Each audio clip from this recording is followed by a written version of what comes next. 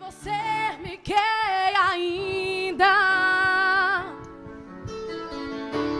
me avise, por favor.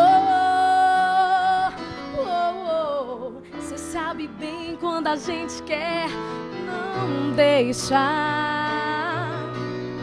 Tem que ficar com você direito, tudo em nome do amor. Pra ser feliz a gente tenta fazer de tudo, seja do jeito que for. Pra ser amada, ser desejada, a gente inventa. Difícil é segurar quando se quer fazer amor. Vem pro arrocha, menino. Frela, frela, frela, frela. Saudações a todos, o meu nome é Marcelo Padovani e nesse vídeo eu vou fazer uma comparação entre timbres gerados por síntese sonora e timbres amostrados.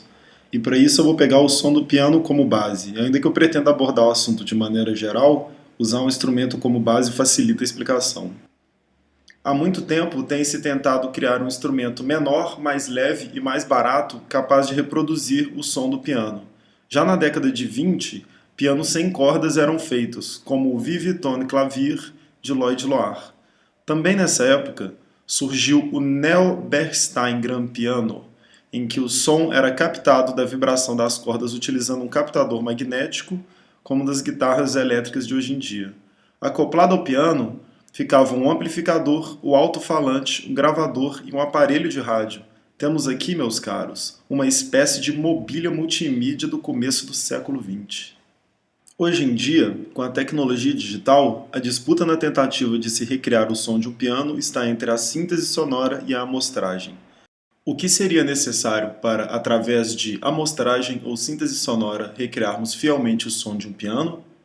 Primeiro, vamos conhecer um pouco sobre como é produzido e o que afeta o som criado por esse instrumento, para depois vermos as soluções encontradas por cada um dos lados aqui discutidos. O som de um piano é produzido a partir do pressionamento de uma tecla que aciona alavancas que, por sua vez, acionam um martelo almofadado que, ao bater nas cordas, cria vibração. Essa vibração produz o som. Quando o pianista mantém a tecla pressionada, as cordas continuam a vibrar. Isso acontece porque o abafador só vai de encontro às cordas quando o instrumentista solta a tecla. Cada nota, tirando as mais baixas, onde se tem somente uma corda grossa, é produzida por uma combinação de 2 ou 3 cordas afinadas em uníssono. Nesse processo, cada detalhe molda a característica final do som, como onde o martelo bate nas cordas, a diferença de afinação entre as cordas, considerando que afiná-las em uníssono é praticamente impossível, gera diferenças de fase entre elas, e os cancelamentos resultantes dessas diferenças de fase modificam o som gerado. A diferença entre a quantidade, a espessura e a tensão a cada qual corda é submetida resulta também em diferentes comportamentos do som. Até a força com que a tecla é pressionada e, consequentemente, o martelo atinge as cordas resulta em diferentes espectros sonoros. Em relação ao comportamento do som após a tecla ser pressionada, temos um ataque rápido, com a nota começando em seu pico de amplitude e um decaimento lento. À medida que a nota vai decaindo, as formas de onda gerada mudam rapidamente e a relação entre elas se torna extremamente complexa. No final, temos uma dominância da frequência fundamental. Já deu para perceber como que é fácil simular o som de um piano, né?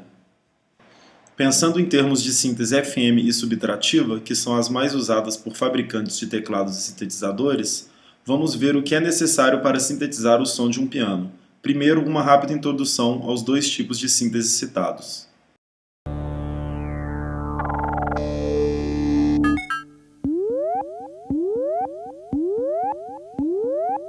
É um processo que começa com um ou mais osciladores que geram um formato de onda pré-definido. É possível controlar a afinação e a amplitude de cada um desses osciladores.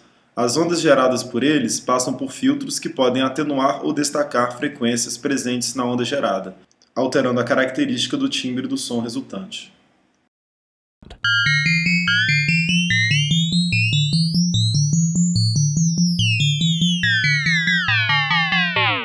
É um processo onde o timbre de uma onda simples é alterado modulando sua frequência com outra, chamada frequência de modulação, que tem que estar na faixa audível.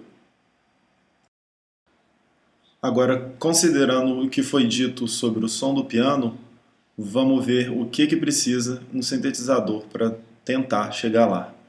A gente precisaria de um oscilador por corda excitada pelo martelo do piano, por nota, cada um ligeiramente desafinado em relação ao outro, para tentar produzir um som mais natural, gerando uma onda similar à de cada corda. Essas configurações seriam diferentes dependendo da força que a tecla fosse pressionada. Quanto ao comportamento, através de envelopes, que não foram aqui falados ainda, que servem para controlar o ataque, o decaimento e outros parâmetros de comportamento do som, através de envelopes atuando sobre o oscilador, seria possível simular um ataque rápido e um decaimento lento. Mas simular as mudanças e as interações que ocorrem com o tempo, considerando que elas acontecem devido a características físicas do instrumento ou do meio que ele está inserido, parece impossível e ainda não foi alcançado.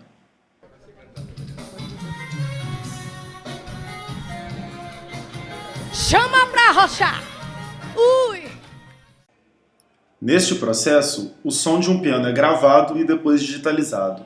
O processo de digitalização é feito por amostragem, ou seja, a onda sonora é reconstruída de acordo com o ponto onde ela se encontra no momento da amostragem. Quanto mais pontos, mais fiel ela é ao original. O considerado melhor software de piano baseado em gravação e amostragens de sons de um piano acústico disponível no mercado hoje é o Syntology Ivory, que oferece pacotes de samples de pianos de todos os tipos, incluindo sons de pianos clássicos e ou considerados os melhores do mundo. As gravações são feitas utilizando sistemas especiais feitos somente para a gravação de piano e 32 bits de resolução, o suficiente para um altíssimo nível de fidelidade na gravação. Para contornar o problema da diferença de som entre uma nota tocada mais forte ou mais fraca, as gravações utilizadas pelo Ivory variam de piano para piano, indo de 16 a 20 níveis de força diferentes gravados.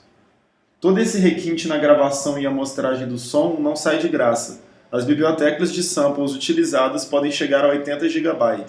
Já o preço é um excelente ponto do produto. Você pode comprar a partir de 179 até 349 dólares. Muito mais barato que comprar um piano. Outra opção de piano baseado em sons gravados e amostrados são os pianos digitais, que têm o software integrado ao corpo do instrumento.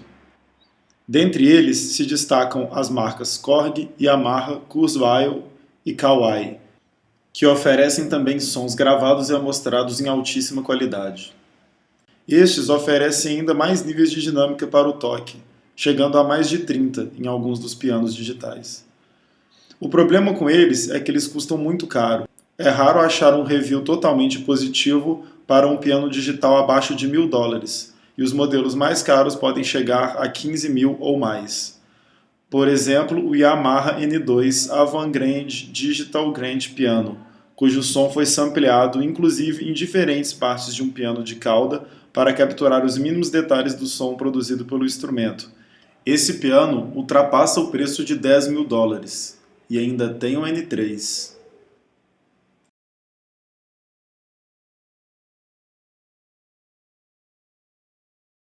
Em termos de fidelidade ao som do piano acústico, softwares e pianos digitais baseados em gravação e amostragem se aproximam muito mais do som de um piano acústico se comparado a sintetizadores que tentam chegar a este som através de técnicas de síntese sonora. Outras vantagens do piano digital são não precisar de afinamento, facilidade de transporte e manutenção e controle de volume do som para o seu vizinho dormir em paz. Alguns ainda acham que não foi atingido um nível satisfatório de reprodução de instrumentos musicais com o som partindo de meios digitais, via MIDI ou o que quer que seja. Mas, vamos refletir.